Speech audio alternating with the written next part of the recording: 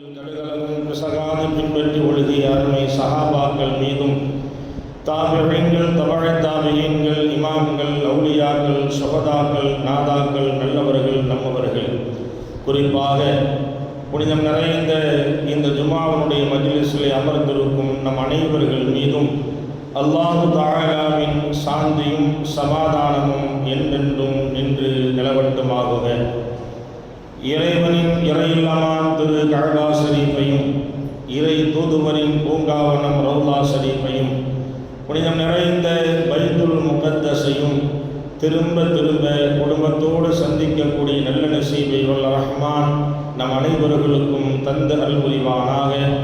புனிதமான இந்த ஜுமாவினுடைய மஜ்லிஸிலே நாம் எல்லாம் இப்படி ஒன்று கூடி அமர்ந்திருக்கிறோமோ, இதுபோன்று நாளை சுவனத்தில் நபிகள் நாயகம் ஸல்லல்லாஹு அலைஹி வஸல்லம் அன்னவர்களோடு ஒன்று கூடி அமரக்கூடிய நல் பாக்கியத்தை வல்ல ரஹ்மான் நம் அனைவர்களுக்கும் தந்த அருள் புரிவானாக.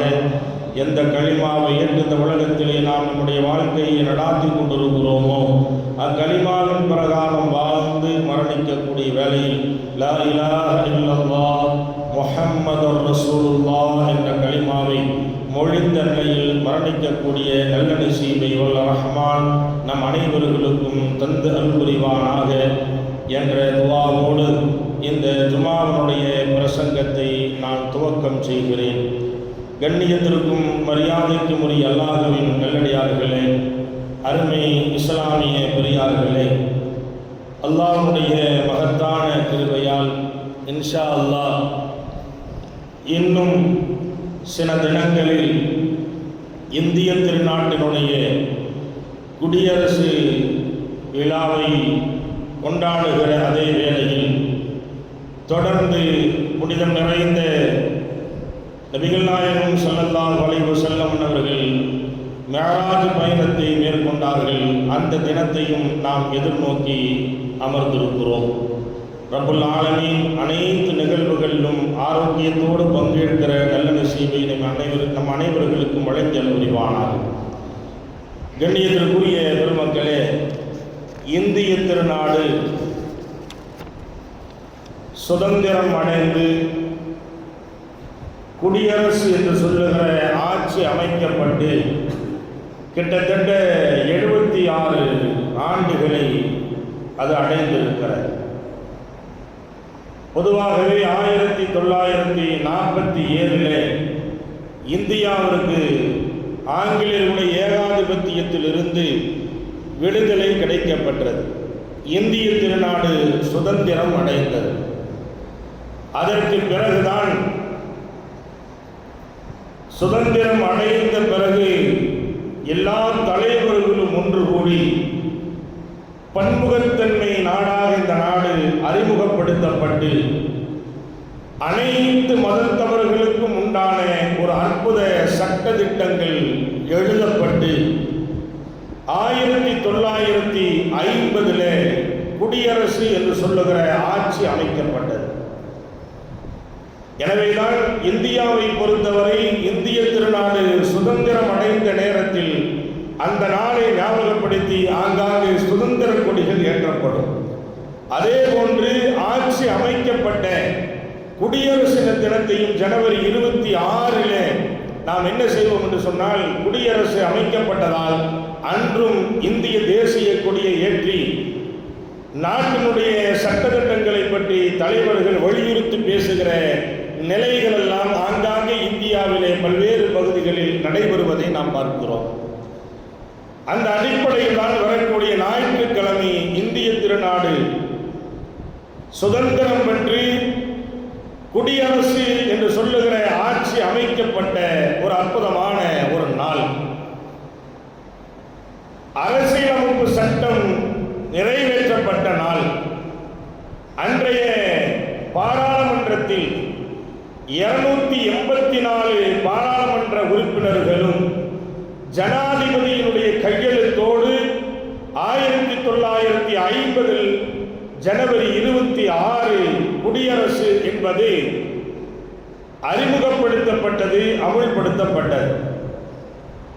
கண்ணியத்திற்குரிய பெருமக்களே, அந்த சட்ட திட்டங்களை இந்திய திருநாட்டினுடைய மரியாதைக்குரிய சட்டத்திட்டங்கள் என்று இந்திய மக்களால் அது ஒரு இருதயம் என்று பேசப்படுகிற அந்த சட்டத்திட்டங்கள் ஒருவர் கையாலே அதை எழுதினார். அதாவது பீகாரை சேர்ந்த பிரேம் என்று சொல்லக்கூடியவர் தன்னுடைய கைகளாலேயே அதை எழுதினார். அன்றைக்கு இந்த பிரிண்டிங் போன்ற விஷயங்கள் எல்லாம் இல்லை, நவீன கருவிகள் இல்லாத காலகட்டம். தன்னுடைய கைகளாலே எழுதினார்.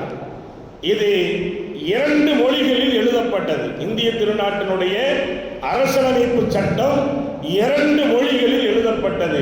ஒன்று ஹிந்தி மொழியில் எழுதப்பட்டது, இரண்டாவது ஆங்கில மொழியிலும் அது எழுதப்பட்டது. ஆங்கிலத்தில் எழுதியது கிட்டத்தட்ட 221 பக்கங்கள் கொண்டதுதான் இந்திய அரசியலமைப்பு சட்டத்தினுடைய அந்த புத்தகம். 221 பக்கங்களை கொண்டது. அதனுடைய கணத்தை சொல்லுகிற பொழுது அது புக்கை நாம் அதாவது என்ன செய்கிற கணத்தை பார்த்தால் 13 கிலோ அந்த புக்கு மட்டுமே இருக்கும் என்று சொல்லப்படுகிறார். அப்ப அது எந்த அளவிற்கு அதை எவ்வளவு திருத்தத்தோடு எவ்வளவு கவனத்தோடு அதை எழுதியிருப்பார்கள் என்பதை நாம் கவனத்தில் கொள்ள வேண்டும். கண்ணியத்திற்குரியவர்களை நாம் பார்க்கிறோம், ஆங்கிலத்தில் எழுதியது 221 பக்கம், இந்தியில எழுதியது 250 பக்கம். இப்படி அதை என்ன செஞ்சாங்க, எழுதினார்கள். அதில் அதாவது அந்த எழுதப்பட்ட சட்டத்தில், இந்திய சாசன சட்டத்தில் 14வது விதி துவக்கத்திலேயே 14வது விதியிலேயே குறிக்கப்பட்டிருக்கிறது. இந்திய திருநாடு என்பது பன்முகைத்தன்மை கொண்ட நாடு, மதங்களால் மொழிகளால் பிரிக்க முடியாது. ஆக எல்லாத்திற்கும் பொதுவானதுதான் இந்திய திருநாட்டினுடைய சட்டம் என்பதை தெள்ள தெளிவாக அந்தந்த மதத்தவர்களுக்கு உண்டான சுதந்திரத்தில், வாழ்க்கை வழிமுறைகளில் வாழ்வதற்குண்டான சூழலை அங்கு எழுதப்பட்டிருப்பதை நாம் பார்க்க முடியும். இப்படிப்பட்ட ஒரு அற்புதமான ஒரு தத்துவம் நிறைந்ததுதான் இந்திய அந்த சாசன சட்டங்கள் என்பது. இன்றைக்கு பரவலாக அது வித்தியாசமான முறையிலே திசை திருப்பப்பட்டாலும் கூட, அன்றைக்கு அந்த சட்டத்தை வகுப்பதற்கு அம்பேத்கர் அவர்கள் எந்த அளவுக்கு முயற்சியை கொண்டார்களோ, சட்டமேதை என்று பேசப்பட்டார்களோ, அவர்களோடு உறுதுணையாக இருந்தவர்கள் அபுல் கலாம் ஆசாத் அவர்கள். அவர்கள்தான் இந்திய திருநாட்டினுடைய முதல் கல்வி மந்திரியும் கூட. இந்தியாவில் முதல் கல்வி மந்திரி யார் என்று கேட்டால் அபுல் கலாம் ஆசாத் அவர்கள். நாம் கவனத்தில் கொள்ள வேண்டிய ஒரு செய்தி, இந்திய திருநாட்டினுடைய கல்விக்கு முதலாக அபுல் கலாம் ஆசாத் நிர்ணயிக்கப்பட்டிருந்தார். ஆனால் இன்றைக்கு இந்தியாவை பொறுத்தவரை அந்த கல்வியில பின்தங்கி இருப்பவர்கள் இஸ்லாமியர்கள்.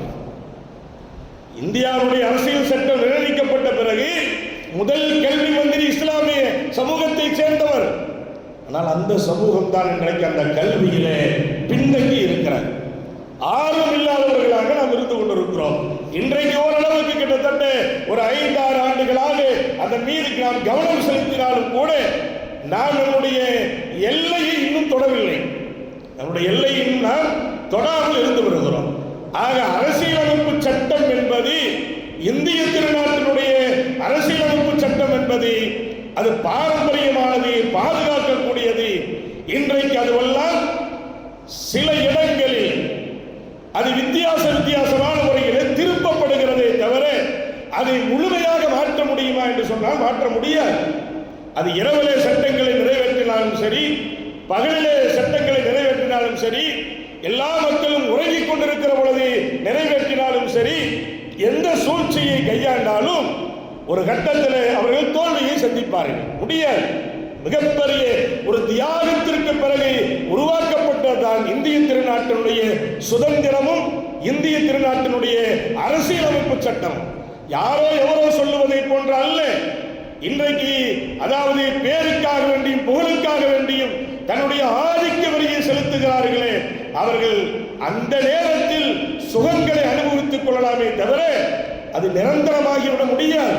காரணம் என்னவென்று சொன்னால், அன்றைக்கு பாடுபட்டவர்கள் எல்லா மதத்தைச் சேர்ந்தவர்களும் அது இந்து மதத்தை சார்ந்தவர்களாக இருந்தாலும் சரி, கிறிஸ்துவ மதத்தை சார்ந்தவர்களாக இருந்தாலும் சரி, இஸ்லாமிய சமூகத்தை சார்ந்தவர்களாக இருந்தாலும் சரி, புத்த மதத்தை சார்ந்தவர்களாக இருந்தாலும் சரி, பௌத்த மதத்தை சார்ந்தவர்களாக இருந்தாலும் சரி, ஒரே கருத்தில் நின்று ஆங்கிலேயர்களை விரட்ட வேண்டும் என்று சொல்லுகிற ஒரு முனைப்போடு இருந்து இந்தியாவுக்கு சுதந்திரத்தை வாங்கி தந்தார்கள்.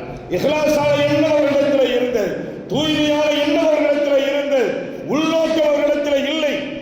அடுத்தவர்களை கீழே தள்ள வேண்டும் என்று சொல்லுகிற ஒரு பாதக தன்மை அவர்களிடத்தில் இல்லை.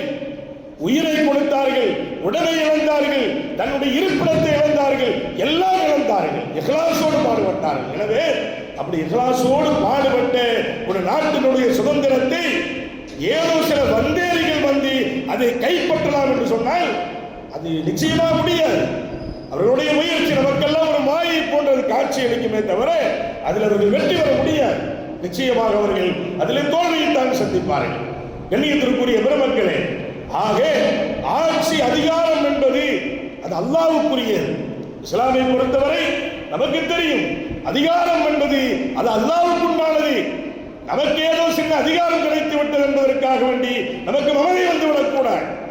அல்லாஹ் குர்ஆனில் அற்புதமாக நமக்கு சொல்லுவான் அல்லவா, குலில்லாஹும்ம மாலிக்குல் முல்கி துஅத்தில் முல்க மன் தஷா.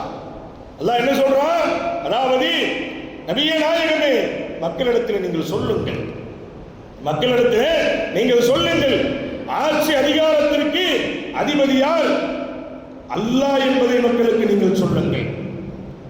அந்த அதிகாரத்தினுடைய தோரணை எல்லாம் அல்லாஹ்விற்கு சொந்தமானது. எனவே துஅத்தில் முல்க மன் தஷா, அவன் நாடியவர்களுக்கு அல்லாஹ் பதவியை கொடுப்பான். அவன் நாடியவர்களுக்கு அல்லாஹ் பதவியை கொடுப்பான். அவன் நாடியவர்களிடத்திலிருந்து பதவி எடுத்துருவான். அல்லாஹ் நாடுனா பதவியை கொடுப்பான், அவன் நாடுனா பதவி எடுத்துருவான். அவன் நாடினால் கண்ணியப்படுத்துவான், அவன் நாடினால் கேவலப்படுத்தி விடுவான். அவன் நாடினால் கண்ணியப்படுத்துவான், அவன் நாடிவிட்டால் அதே மனிதர்களை கேவலப்படுத்துவான். எதிரிக்கிற ஹைரும் இன்னக அலா குல்லி ஷைஇன் கதீர், தெளிவாகவே அல்லாஹ் சொல்லுகிறான். ஆக இந்த அனைத்தும் அல்லாஹ்வுடைய கைவசம் இருக்கிறது. அதை மீறி யார் என்ன செய்ய முடியாது, செயல்பட முடியாது என்பதை அந்த ஆயத்தினுடைய முடிவில் அல்லாஹ் நமக்கு சொல்லுகிறான். அது இறைவனுடைய விதி. அவன் நினைத்தால் பதவி கிடைக்கும், அவன் நினைச்சா அந்த பதவி எடுத்துருவான். அவன் நினைச்சா இஸ்ஸத்தை கொடுப்பான், கண்ணியத்தை கொடுப்பான். அவன் நினைச்சா கண்ணிய கேவலத்தை கொடுத்து விடுவான். நமக்கெல்லாம் தெரியும், நமக்கெல்லாம் தெரியும். அது இந்திய திருநாட்டிற்கு ஒரு எடுத்துக்காட்டு தானே. அது 2 தடவை வந்தார்கள், நினைத்த தீர்மானங்கள் எல்லாம் நிறைவேறியது. 3வது தடவை வருகிற பொழுது பல்லு புடுங்கப்பட்ட பாம்பு கொண்டு இருக்கக்கூடிய ஒரு சூழலை எல்லாம் உருவாக்கி விட்டானா இல்லையா? இன்னைக்கு எத்தனை உலகத்தில் எவ்வளவு விஷயங்களை பார்க்கிறோம். இந்த ஆயத்து எவ்வளவு உண்மையாக இருக்கிறது என்பதை நாம் கவனத்தில் கொள்ள வேண்டும். பதவி இருக்கிறது என்பதற்காக வேண்டி நாம் ஆடணும் சொன்னா அல்லாஹ் அடக்கிடுவான். அது எந்த பதவியாக இருந்தாலும் கீழ்மட்டிலிருந்து மேல்மட்டம் வரைக்கும் தான், குடும்பத்திலிருந்து வெளிவரைக்கும் வருதான். குடும்பத்தில் அப்படித்தான். நான் குடும்ப தலைவர் என்பதற்காக வேண்டி ரொம்ப ஓவரா போனதுன்னா வீட்டுக்கார மாட்டி அடி வாங்க வேண்டியது வந்துடும். அப்படித்தானே? நான் வீட்டுக்காரன், நான் வீட்டுக்கு நான் முதலாளி, நான் தான் கணவன், எனக்கு தான் எல்லாம் அதிகாரம் இருக்குது என்று சொல்லி தன் அதிகாரத்தை துஷ்பிரயோகம் செய்வதற்கு நீ மனைவி இடத்துல நுழைந்தாலும் கூட நீ கேவலப்பட்டு போவாய். அதிகாரத்தை துஷ்பிரயோகம் செய்யக்கூடாது. அது எல்லா வகையிலும் அப்படித்தான், குடும்பத்திலும் அப்படித்தான், சமூகத்திலும் அப்படித்தான். எல்லா நிலையிலும் நீங்கள் எடுத்து பாருங்கள். பதவியை வைத்து நாம் அப்படி செய்து விடலாம், இப்படி செய்து விடலாம், ஆடி விடலாம், தீர்மானம் போட்டு விடலாம், அடுத்தவர்களை தாழ்த்தி விடலாம் என்ற ஒரு முனைப்பு, அகம்பாவம் அவனுடைய உடலில் வந்து விட்டால் அல்லாஹ் அழித்து விடுவான். அதைத்தான் அல்லாஹ் குர்ஆனிலே சொல்லுகிறான். அதாவது துஅத்தில் முல்க மன் தஷா, அல்லாஹ் நாடுனா கொடுப்பான். தன்சிகுல் முல்க மிம்மன் தஷா, நாடுனா அல்லாஹ் எடுத்துருவான். ஒன்றுமே பண்ண முடியாது. அது இறைவனுடைய கையில் இருக்கிற.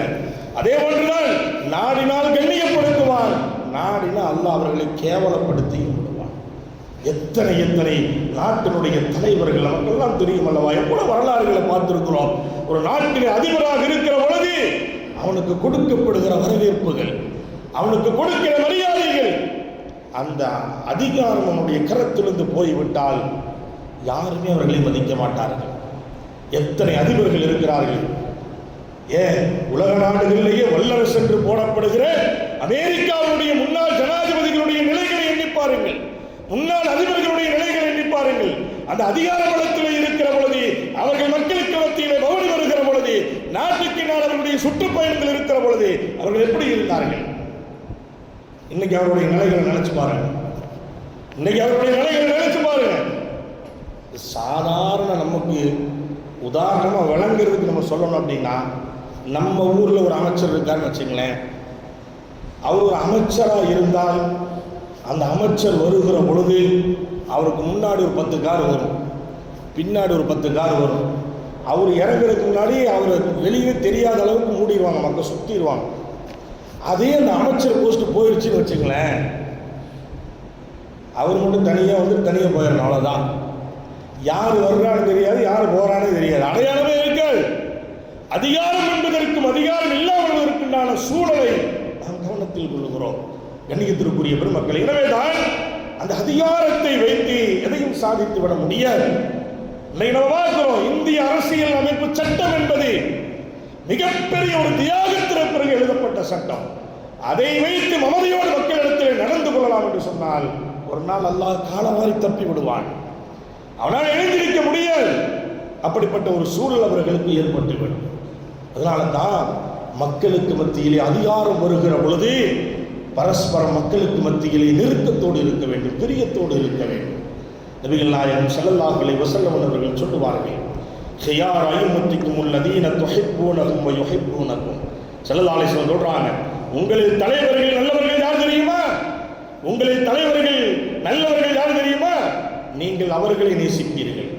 ஸல்லல்லாஹு அலைஹி வஸல்லம் சொல்றாங்க, நீங்க அவர்களை துஹிப்பூனஹும் வ யுஹிப்பூனகும். அவர்கள் உங்களை நேசிப்பார்கள், நீங்கள் அவர்களை நேசிப்பீர்கள்.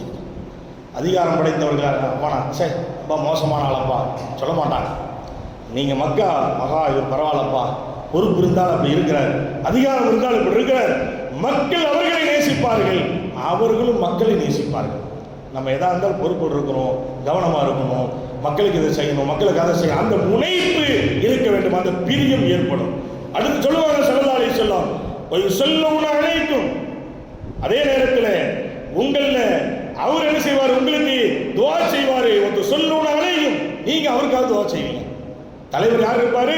அவருக்கு நீங்க துஆ செய்வீங்க, அவர் உங்களுக்கு துஆ செய்வார்.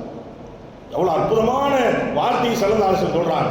அதே நேரத்தில் அதாவது வஸிரார் அய்யும்மத்திக்கும் அல்லதீன துபகிதூனஹும் வ யுபகிதூனகும். ஸல்லல்லாஹு அலைஹி வஸல்லம் சொல்றாங்க, நீங்கள் தப்பான தலைவர்கள் யார் அப்படின்னு சொன்னா அவர்களை நீங்கள் வெறுப்பீர்கள், அவர்களும் உங்களை வெறுப்பார்கள். நீங்களும் அவங்க வெறுப்பீங்க, என்ன இப்படி மோசமான ஆள் வந்துட்டானே, இப்படி இருக்குது அப்படின்னு மக்களும் வெறுப்பார்கள், அவர்களும் வெறுப்பார்கள். ஸல்லல்லாஹு அலைஹி வஸல்லம் லாஸ்டா சொல்லுவாங்க, நீங்க அவங்க அந்த ஆளை சபிப்பீங்க, அவர் உங்களையும் சபிப்பார்.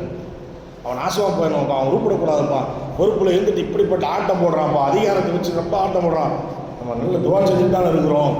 ஒவ்வொரு சூழ்நிலைகள் வருகிற பொழுதும் நம்ம எவ்வளவு துவா செய்து அதிகாரம் படைத்தவர்களுக்கு எதிராக ஒருவருடைய துவாவை அல்லாஹ் அங்கீகரித்து விட்டால் நாசமாகி விடுவார். ஒருவருடைய துவாவை அங்கீகரித்து விட்டால் நாசமாகி விடுவார். ஈராக்கை அடிப்பதற்கு முனைப்பு காட்டியவன் அன்றைய அமெரிக்காவுடைய அதிபர் ஜார்ஜ் புஷ். நமக்கெல்லாம் தெரியும். அந்த அதிகாரத்தில் இருந்து அவன் வெளியேறுகிற பொழுது செருப்படி வாங்கிட்டு தான் வெளியிடுவான். பார்த்தோமா இல்லையா? மீடியாக்களில் பார்த்தோமா இல்லையா? தூரமாக இருந்து ஒரு செருப்பை எடுத்து வீசினார். போதும், அந்த ஒன்று போதும், வேற ஒண்ணுமே அதனால செய்ய வேண்டாம். அவ்வளவு பெரிய வல்லரசு நாடு, உலக நாடுகளை அவனுக்கு முன்னால் கைகட்டி நின்று கொண்டிருந்தது. அதிகாரம் இருக்கிற பொழுது அதிகாரத்தை துஷ்பிரயோகம் செய்தான். பச்சிளம் குழந்தைகளை கொன்று குவித்தான். ஒன்றுமே இல்லாமல் பேரழிவை ஏற்படுத்துகிற ஆயுதங்கள் இருக்கிறது என்ற பெயரால் ஈராக்குக்குள் நுழைந்தான். ஒன்றுமே அவனால் கண்டுபிடிக்க முடியவில்லை. அநியாயமான முறையிலே அதிபரை தூக்கிலே ஓட்டினான். ஆயிரக்கணக்கான மக்களை கொன்று குவித்தான். அல்லாஹ் எல்லாம் பார்த்துட்டு இருந்தான். கடைசியில் வெளியேறுகிற பொழுது ஒரு கூட்டத்தில் ஒரு சாமானிய பையனால் சிறுப்படுத்தி வீசப்பட்டார் என்று சொன்னால் உலகம் அதைத்தான் பேசியது, அவன் செய்த சாதனையை பேசவில்லை. இதுதான் அல்லாஹ் அழிக்கிறது, இதுதான் அல்லாஹ் கேவலப்படுத்துறது. என்ன மாதிரி யாரும் இல்லை, நெஞ்ச நிமித்தணும் அப்படின்னு சொன்னா யாராவது ஒரு சின்ன ஆளை விட்டு பேசிட்டு போட அப்படின்னு போயிடுவான், முடிச்சது அவ்வளோதான். அதோட மௌத்து ஹயாத்தா இருக்கிறதே வேஸ்ட்டு. நினைச்சு சாவான். அப்படிப்பட்ட ஒரு நிலைதான் அவனுக்கு ஏற்பட்டது. கண்ணியத்திற்குரிய பெருமக்களை, அதே போன்றுதான் பலஸ்தீனுடைய மக்களை கொன்று குவித்ததிலே அதிக பங்கெடுத்தவன் ஏரியின் ஷரூர் என்று சொல்லக்கூடிய அன்றைய அதிபர்.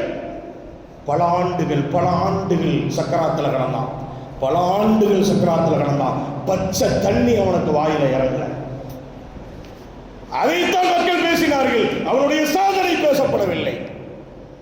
இதுதான் அதிகாரம் இருக்கிறது, பொறுப்பு இருக்கிறது என்பதற்காக வேண்டி மமதையில் நுழைந்தால் அல்லாஹ்வால் அழிக்கப்படுவார்கள். இப்படித்தான் கேவலப்படுத்தப்படுவார்கள், அசிங்கப்படுத்தப்படுவார்கள்.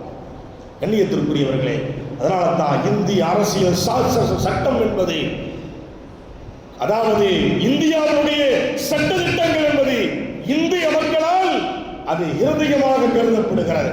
அந்த சட்டத்தில் ஏதாவது ஒரு வகையிலே மூக்கை நுழைத்து மாற்ற வேண்டும் என்று சொல்லுகிற முனைப்பு காட்டினால் ஒரு கட்டத்தில் அவர்கள் நாசமாகி போய்விடுவார்கள். அவருடைய திட்டங்கள் ஒரு நாளைக்கு தவிடுபடியாகிவிடும், ஒன்றுமே நடக்காது. நாம் கவனத்தில் கொள்ள வேண்டும். அதனால் தான் ஸல்லல்லாஹு அலைஹி வஸல்லம் அவர்கள் இவ்வளவு எச்சரிக்கை நமக்கு செய்கிறார்கள். அதிகாரம் இருந்தால் ஆட்சி என்ன சொல்லி இருக்கிறதோ, சட்டம் என்ன சொல்லுகிறதோ அதை நாம் முறையாக கையாள வேண்டும். கண்ணியத்திற்குரிய பெருமக்களே, முறையாக நாம் கையாள வேண்டும். இல்லை என்று சொன்னால் அது கேவலத்தில் கொண்டு போய் நாம் பார்க்கிறோம். எத்தனை அதிகாரம் படைத்த இஸ்லாமிய பெருமக்களுடைய வரலாறுகளை எடுத்து பாருங்கள். நபிகள் நாயகம் ஸல்லல்லாஹு அலைஹி வஸல்லம் மன்னவர்களுக்கு மேல அந்த உலகத்தில் ஒருத்த அதிகாரத்திற்கு வர முடியும்? நபி அவர்களுக்கு மேல ஒருத்த அதிகாரத்திற்கு உலகத்தில் யாராவது வர முடியுமா? உலக மக்களால் தலைவர் என்று போட்டப்பட்ட நபிகள் நாயகம் ஸல்லல்லாஹு அலைஹி வஸல்லம் ஒரு பலகீனமான பெண்மணி, மனநிலை பாதிக்கப்பட்ட பெண்மணி. யோசனை செய்து பாருங்கள். மனநிலை பாதிக்கப்பட்ட ஒரு பெண்மணி ரசூலுல்லாஹ்ட்ட நபியை நான் பார்க்கணும், நபியை பார்த்து நான் பேசணும் அப்படின்னு கேட்குறாங்க. நம்மளால என்ன செய்வோம்? கொஞ்சம் 10 பைசா கம்மியாக இருந்தால் அவன் எதாவது உலகமாக விட்டுட்டு வாப்பா அப்படின்றோம். அப்படி தானே? ரசூலுல்லாஹ் என்ன செஞ்சாங்க? அந்த பெண்மணி ரசூலுல்லாஹ் பார்க்கணும்னு சொல்லியிருக்கிறான். ரசூலுல்லாஹ் வீதிக்கு வந்தாங்க. வீதிக்கு வந்து அந்த பெண்மணி வருவதற்கு சில மணி நேரங்கள் ஆனது. ரசூலுல்லாஹ் காத்து நின்னாங்க. நின்று அந்த பெண்மணி வந்த பிறகு அந்த பெண்மணியினுடைய குறைகளை கேட்டு அந்த பெண்மணிக்கு உண்டான குறைகளை நிவர்த்தி செய்துவிட்டு தான் அந்த இடத்திலிருந்து நகர்ந்தார்கள் என்பது வரலாறு தருகிற பாடம். எந்த அளவுக்கு ஒரு ஆட்சியாளர் எப்படி இருக்க வேண்டும் என்பதை இந்த உலகத்திற்கு காட்டி தந்தவர்கள் கண்மணி ரசூலுல்லாஹி ஸல்லல்லாஹு அலைஹி வஸல்லம் அவர்கள். யாரு செய்வா? இன்னைக்கு முடியுமா? ஒரு முதலமைச்சர் போனா, ஒரு அமைச்சர் போனா வீதியில் முழுக்க நிற்கிறான். ஊனமானவர்கள் நிற்கிறார்கள், உடல்நிலை பாதிக்கப்பட்டவர்கள் நிற்கிறார்கள். மனுக்களை வைத்து, அதாவது அவர்களை பார்க்க செல்லுகிற பொழுது தடுக்கப்படுகிறார்கள். பார்க்க விடுறது கிடையாது, லோக்கல்லையும் பார்க்க விடுறது இல்லை, மேலே போனால் அங்கேயும் பார்க்க விடுறது இல்லை. வீதியில் வரும்போது கையங்கால நீட்டி பார்த்துடலாமே, நின்னா அவர்கள் இவர்களை கண்டுகொள்வதே கிடையாது. ஆனால் அதே நேரத்தில் ஓட்டு கேட்டு வரும்போது பாருங்க, கொஞ்சம் ஒரு மாதிரி ஒரு நொண்டி மாதிரி இருந்தால் நிறுத்திடுவான் வண்டியை. உடனே அதை பார்த்தோன்னா பிடிச்சி இறங்கி நின்று சுபஹானல்லாஹ் பாருங்கள். உடல்நிலை பாதிக்கப்பட்டதை பார்த்து, மனநிலை பாதிக்கப்பட்டவரை பார்த்து, ஆரோக்கியம் இல்லாதவரை பார்த்து பரிவோடு விசாரிச்சாரு. வருதா இல்லையா? ஏன் அது பொறுப்பு கொண்டு கூட வரமாட்டேங்குது? அதிகாரம் வந்தோடனே ஏன் வரல? இந்த ஓர வஞ்சனைக்குத்தான் அல்லாஹ் கொடுக்கிறாடி. உனக்கு கேவலப்படுத்திடுவான், அசிங்கப்படுத்திடுவான். கண்ணியத்திற்குரிய பெருமக்களே, நாம் பார்க்கிறோம். அதே போலதான் நபி ஸல்லல்லாஹு அலைஹி வஸல்லம் அவர்கள் மிகப்பெரிய உலகத்தில் நபி அவர்களை போன்ற ஒரு தலைமைப்படம் என்பது கிடையாது. மக்கள் வந்து ஈஸியா சந்திப்பாங்க. ரசூலுல்லாஹ்வை பார்க்கணும்னா பார்த்துடலாம், குறைகளை ஈஸியா வந்து ரசூலுல்லாஹ் சொல்லுவாங்க.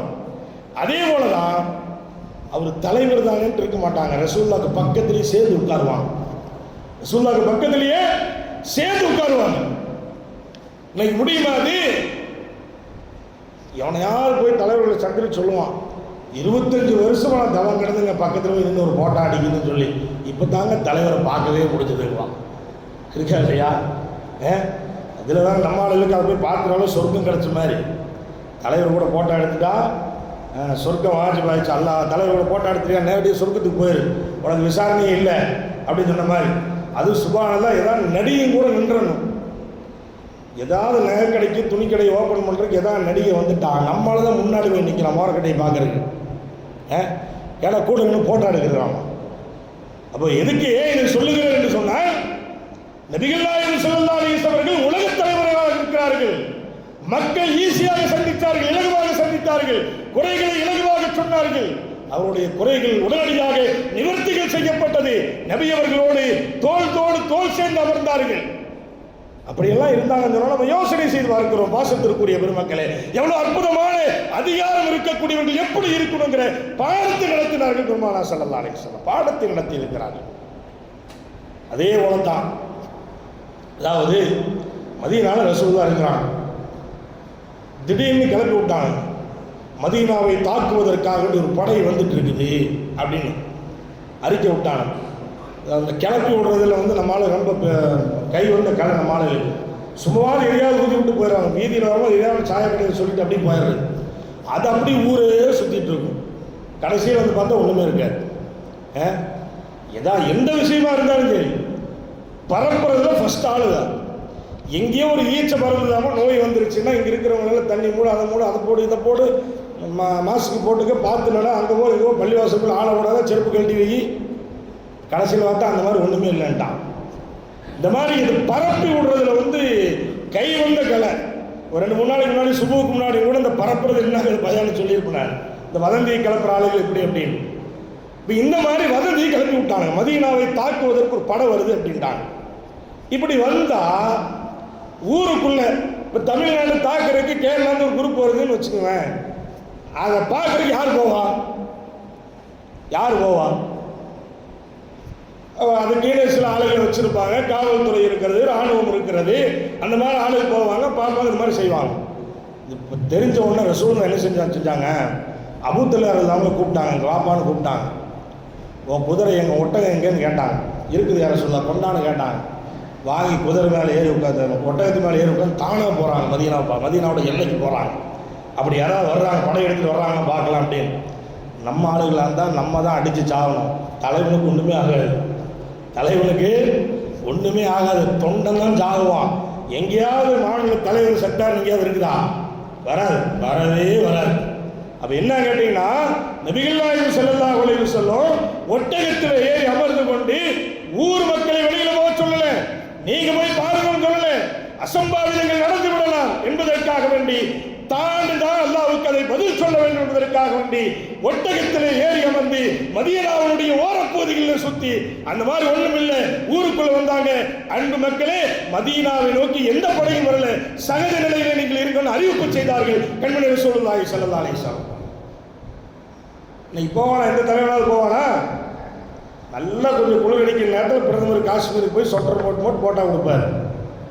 சும்மா போய் அங்கே இருக்கிற இராணுவ வீரர்களை சந்தித்தார். ஏன்?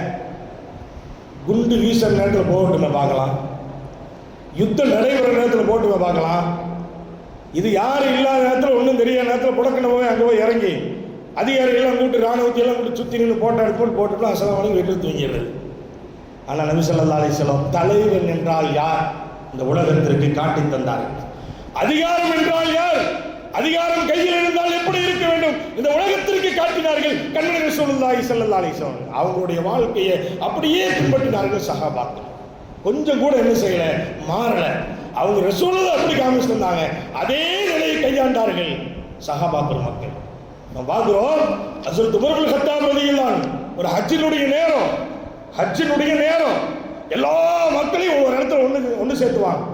உமருல்லாஹ்வுடைய ஆட்சி, கலீஃபாவா இருக்கிறாங்க, ஜனாதிபதியா இருக்கிறாங்க, எல்லா மக்களையும் ஒன்று சேர்த்துட்டு இருக்கிற ஒவ்வொரு மாநிலத்தினுடைய கவர்னர்களை கூப்பிட்டாங்க. எல்லா கவர்னர்களையும் கூப்பிட்டு லைனா நிறுத்தினாங்க. உமர் லைனா நிறுத்தினாங்க. நிறுத்திட்டு மக்களை பார்த்து கேட்டாங்க, அன்பு மக்களே, இவங்கெல்லாம் உங்கள் மாநிலத்தினுடைய கவர்னர்கள், இவங்க விஷயத்தில் உங்களுக்கு ஏதாவது அபிப்பிராயங்கள் சொல்லுவதற்கு இருக்கிறதா, கருத்து சொல்லுவதற்கு இருக்கிறதா? இவங்க சரியா ஆட்சி செய்கிறாங்களா? அவங்க அதிகாரத்தை கரெக்டாக பயன்படுத்துகிறாங்களா? இவங்க என்ன செய்கிறாங்க? குறை நிறை இருந்தால் இங்கேயே சொல்லுங்கள் என்று சொன்னார்கள் ஹஸ்ரத் உமர் இப்னு கத்தாப் ரலியல்லாஹு. எல்லா மக்களும் அமைதியாக இருந்தாங்க. ஒரே ஒரு தோழரிடத்தில் மட்டும் ஒரு சில விஷயங்களை சொன்னாங்க. அதுவும் ஆகாத விஷயம் அல்ல, வரக்கூடிய விஷயத்தில் கொஞ்சம் தாமதமாக வர்றாங்கன்னு சொன்னாங்க. வேற எந்த விஷயமும் இல்லை. எல்லாத்தையும் மக்களையும் நிற்க வச்சு கவர்னரையும் கூப்பிட்டு கேட்டாங்க. நம்ம ஊர் கவர்னர்களை நிற்க வச்சு கேட்டால் எப்படி இருக்கும்? பாத்தியை ஓதிடுவோம் நம்ம, அவ்வளோதானே. அது நம்ம இப்போத்த தமிழ்நாட்டினுடைய கவர்னர் சூப்பர், இதெல்லாம் மக்கள் கையில் கிடச்சா முடிஞ்சுது. குர்பானி ஃபஸ்ட்டாக முன்னாடியே வந்துடும், ரஜபலியே குர்பானி வந்துடும். எது கேட்குறோம், எதுக்கு சொல்கிறோம் அப்படின்னு கேட்டால், நபிகள் நாயகம் ஸல்லல்லாஹு அலைஹி வஸல்லம் அவர்கள் அதிகாரத்தில் இருக்கிற பொழுது, ஆட்சியில் இருக்கிற பொழுது எப்படி மக்களுக்கு மத்தியில் நடந்தார்களோ அதே நடத்தையை கலீஃபாக்களும் செய்தார்கள். கலீஃபாக்களுடைய ஆட்சி காலத்திலும் அதே நிலை இருந்தது என்று சொன்னால், பாசத்திற்குரிய பெருமக்களை நாம் எண்ணி பார்க்கிறோம். ஆட்சி அதிகாரம் என்பது நமக்கு எப்படி அல்லாஹ்வும் அல்லாஹ்வுடைய தூதரும் வகுத்து தந்திருக்கிறார்களோ அந்த அடிப்படையில் இருக்க வேண்டும். ஓர வஞ்சனை செய்யக்கூடாது. அதிகாரம் வந்துவிட்டால் ஓர வஞ்சனை செய்யக்கூடாது. அதே போலதான் ஹஸ்ரத் உமர் ரலியல்லாஹு அதே ஆட்சி காலத்தில் கண் பார்வை இல்லாத ஒரு சஹாபி ஜுமா தொழுகைக்கு வரணும். அவருக்கு ரொம்ப ஆசையாக இருக்குது, ஜுமாவுக்கு வரணும். ஆனால் என்னை கூட்டிகிட்டு வர்றதுக்கு யாரும் இல்லை, எனக்கு வாரிசுகள் இல்லை, என்னை கூட்டிகிட்டு வர்றதுக்கு யாருமே இல்லை அப்படின்னு சொன்னோடனே அது போய் அவங்கள்ட்ட விசாரிக்கிறாங்க. நேராக அவங்க வீட்டுக்கு போகிறாங்க. யார்? உமர் ரலியல்லாஹு வீட்டுக்கு போகிறாங்க. வீட்டுக்கு போய் உங்களுக்கு என்ன தேவைன்னு கேட்குறாங்க. இல்லை, நான் கண் பார்வை இல்லை, பள்ளிக்கு வர்றதுக்கு என்னால் முடியல, ஜுமா தொழுகைக்கு நான் பள்ளிக்கு வரணுமே, என்ன செய்கிறது அப்படின்னு சொன்னோடனே ஒரு தோழரை அவருக்காகவே நியமிக்கிறார்கள். ஹஸ்ரத் உமர் இப்னு கத்தாப் ரலியல்லாஹு நியமித்து, இவர் ஜுமாவுக்கு வருவதற்கும் போவதற்கும் அவருக்கு நீதான் உறுதுணையாக இருக்க வேண்டும், காதிமாக இருக்க வேண்டும், பணியாளராக இருக்க வேண்டும் என்று சொல்லி நியமித்து அரசாங்கத்திலிருந்து ஒரு ஹதியாவை அவர் கொடுத்தார் உமர் ரலியல்லாஹு தஆலா. காரணம் என்ன தெரியுமா? நீ ஆட்சியில இருக்கிற பொழுது இப்படி ஒரு குறை இருந்துச்சு, ஏன் நீ செய்யல, அல்லாஹ் கேட்டுருவாங்க, அந்த பயம் ஹஸ்ரத் உமர் அவங்களுக்கு இருந்துச்சு. அதே உமர் அவருடைய ஆட்சி காலத்தில் சிரியாவுக்கு போயிட்டு மதீனாவை நோக்கி வந்துட்டு இருக்கிறான். வந்துட்டு இருக்க நேரத்தில் ஊருக்கு வெளியில் ஒரு ஓரப்புறத்தில் ஒரு ஓரமாக வயசான அம்மா உட்காந்துருக்குறாங்க. அந்த வயசான அம்மாட்ட போகிறாங்க. போய் பார்த்து, என்னம்மா உட்காந்துட்டு இருக்கிறீங்க? இல்லைப்பா, இருக்கிறதுக்கு இடமெல்லாம் இல்லை, அதனால் உட்காந்துட்டு இருக்கிறேன். அப்போ இந்த ஊரினுடைய ஜனாதிபதி உமரை நீங்கள் பார்த்தது இல்லையான்னு கேட்குறாங்க. இல்லைப்பா, பார்த்ததில்லை, சொல்கிறாங்க அவர் அப்படி இருக்கார் இப்படி இருக்கான்னு சொல்கிறாங்க, ஆனால் நான் அவர் பார்க்கல, அவர் என்னை பார்க்கல, என்னமெல்லாமா அவர் நல்லதெல்லாம் செய்கிறான்னு சொல்கிறாங்கப்பா, ஆனால் ஒன்றும் கொடுக்கல, நான் இப்படி இருக்கிறேன் அப்படின்னு சொன்ன உடனே உமர் ரலியல்லாஹு உட்காந்து அழுகுறாங்க.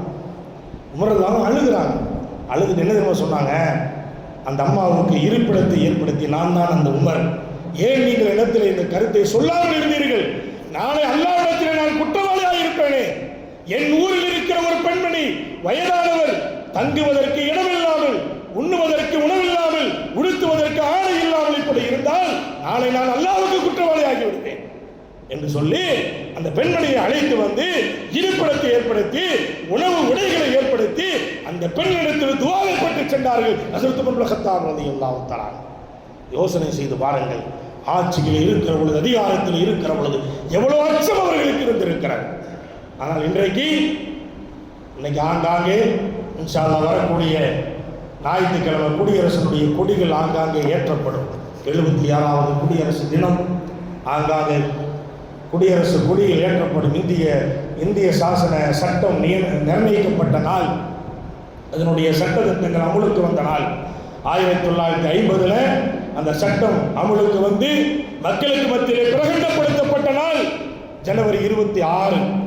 கண்ணியத்திற்குரியவர்கள் எல்லா தலைவர்களும் பேசுவார்கள், கொடியை ஏற்றி வைத்து விட்டு பேசுவார்கள். நாம் என்ன சொல்லுகிறோம் என்று சொன்னால், எல்லாம் பேச்சளவில் தான் இருக்கிறது. அந்த ஏற்றில் இருப்பது இந்த நாட்டினுடைய நடைமுறையில் இருக்கிறதா என்று சொன்னால் அது மிகப்பெரிய கேள்விக்குறியாக இருந்து கொண்டிருக்கிறது. இந்திய சாசன சட்டத்தினுடைய அந்த புத்தகத்தையே மாற்றி அமைப்பதற்குண்டான எல்லா சூழ்ச்சிகளும் நடந்து வருகிறது. அந்த புத்தகத்தில் இருக்கிறது, 14வது விதியின் பிரகாரம் ஆரம்பத்தில் நான் சொன்னதை போன்று அந்தந்த மக்கள் அந்தந்த மதத்தை சேர்ந்தவர்கள் அவர்களுடைய உரிமைகளை பேணி நடப்பதற்கு இந்த நாட்டிலே உரிமை இருக்கிறது, சட்டம் இருக்கிறது. ஆனால் அது இன்றைக்கு நடைமுறையில் இருக்கிறதா என்று சொன்னால் அது மிகப்பெரிய ஆபத்தை நோக்கி சென்று கொண்டிருக்கிறது.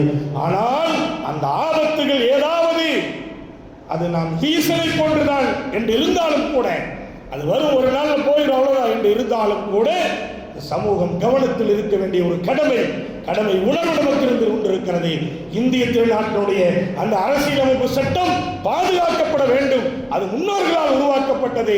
அம்பேத்கரோடு அபுல் கலாம் ஆசாத்தும் இணைந்து உருவாக்கப்பட்ட சட்டம் தான் அந்த சட்டம். எல்லா மதத்தவர்களுடைய கருத்துக்களையும் கேட்டு 282 அதாவது பாராளுமன்ற உறுப்பினர்களால் அன்றைக்கு அது அறிமுகப்படுத்தப்பட்டு ஜனாதிபதியினுடைய ஒப்புதலோடு வெளியிடப்பட்டு இன்று வரை அந்த சட்டம் அது மிகப்பெரிய ஒரு நிலுவையில் நல்ல முறையில் இருந்தாலும் கூட சமீப காலங்களாக அதற்கு வேட்டு வைக்கக்கூடிய முயற்சிகள் நடைபெற்றுக் கொண்டிருக்கிறது. இறைவன் அதை பாதுகாக்க வேண்டும். ஒரு கட்டத்தில் நாம் சொல்லிக் கொள்வதெல்லாம் முன்னோர்கள் இஹ்லாஸோடு பாடுபட்டு அதை உருவாக்கினார்கள். ஏதோ இடையில் வந்தவர்கள் எந்த முயற்சியை மேற்கொண்டாலும் அது நடக்காது என்று இருந்தாலும் கூட கண்ணியத்திற்குரிய பெருமக்களே, அது பாதுகாக்கப்பட வேண்டும். அதற்கு நாம் துஆ செய்ய வேண்டும். இந்தியாவில் வாழுகிற இஸ்லாமிய மக்களும் அனைத்து மத மக்களும் நல்ல முறையிலே எந்த ஒரு அச்சமும் இல்லாமல் நல்ல முறையிலே சகஜமான முறையிலே எப்படி அண்ணன் தம்பிகளாக நடைபெறுகிறோம் அன்று முதல் நாம் பழகிக் கொண்டிருக்கிறோமோ அந்த நிலை தொடர வேண்டும். இடையில் வந்தவர்கள் இடையிலேயே சென்று விட வேண்டும். இந்த நாடு சிறப்பான முறையில் இருக்க வேண்டும். பழைய நிலை தொடர வேண்டும். அதற்காக வேண்டி நாம் ஒற்றுமையோடு இருக்க வேண்டும். நாம் முயற்சிகள் மேற்கொள்ள வேண்டும். அதிகம் அல்லாஹ்விடத்திலே நாம் துஆ செய்ய வேண்டும் என்பதை மட்டும் சொல்லிக்கொண்டு அல்லாஹ் சுப்ஹானஹு வ தஆலா இந்த நாட்டினுடைய கண்ணியத்தை அல்லாஹ் காப்பாற்றுவானாக. அனைத்து மக்களும் ஒரே நிலையில் வாழுகிற நல்ல தௌஃபீக்கை அல்லாஹ் ஏற்படுத்துவானாக. ஒற்றுமையோடு வாழுகிற நல்ல நசீபை அல்லாஹ் ஏற்படுத்துவானாக. இந்த நாடு வெகு சீக்கிரமாக வல்லரசு நாடாக உருவாகி உலக நாட்டிற்கு எடுத்துக்காட்டான ஒரு நாடாக திகழ்வதற்கு அல்லாஹ் கிருபை செய்வானாக. வாஹிர் தஅவானா அனில் அல்ஹம்துலில்லாஹி ரப்பில் ஆலமீன். அஸ்ஸலாமு அலைக்கும் வரஹ்மத்துல்லாஹி தஆலா வ பரகாத்துஹு.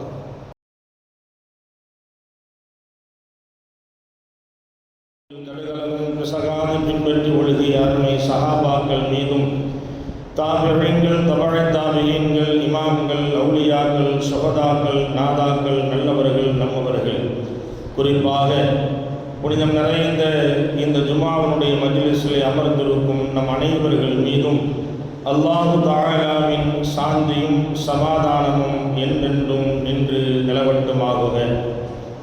இறைவனின் இறையில்லமாம் திரு கஅபா ஷரீஃபையும் இறை தூதுவரின் பூங்காவனம் ரௌலா ஷரீஃபையும் புனிதம் நிறைந்த பைத்துல் முகத்தஸையும் திரும்ப திரும்ப குடும்பத்தோடு சந்திக்கக்கூடிய நல்ல நசீபை வல்ல ரஹ்மான் நம் அனைவர்களுக்கும் தந்து அருள் புரிவானாக. புனிதமான இந்த ஜுமாவினுடைய மஜ்லிஸிலே நாம் எல்லாம் இப்படி ஒன்று கூடி அமர்ந்திருக்கிறோமோ, இதுபோன்று நாளை சுவனத்தில் நபிகள் நாயகம் ஸல்லல்லாஹு அலைஹி வஸல்லம் அன்னவர்களோடு ஒன்று கூடி அமரக்கூடிய பாக்கியத்தை வல்ல ரஹ்மான் நம் அனைவர்களுக்கும் தந்து அருள் புரிவானாக. எந்த களிமாவை ஏற்று இந்த உலகத்திலே நாம் நம்முடைய வாழ்க்கையை நடாத்தி கொண்டிருக்கிறோமோ அக்களிமாவின் பிரகாரம் வாழ்ந்து மரணிக்கக்கூடிய வேளையில் லா இலாஹ இல்லல்லாஹ் முஹம்மதுர் ரசூலுல்லாஹ் என்ற களிமாவை மொழிந்த நிலையில் மரணிக்கக்கூடிய நல்ல நசீபை வல்ல ரஹ்மான் நம் அனைவர்களுக்கும் தந்து அருள் புரிவானாக என்ற துஆவோடு இந்த ஜுமாவினுடைய பிரசங்கத்தை நான் துவக்கம் செய்கிறேன். கண்ணியத்திற்கும் மரியாதைக்கும் உரிய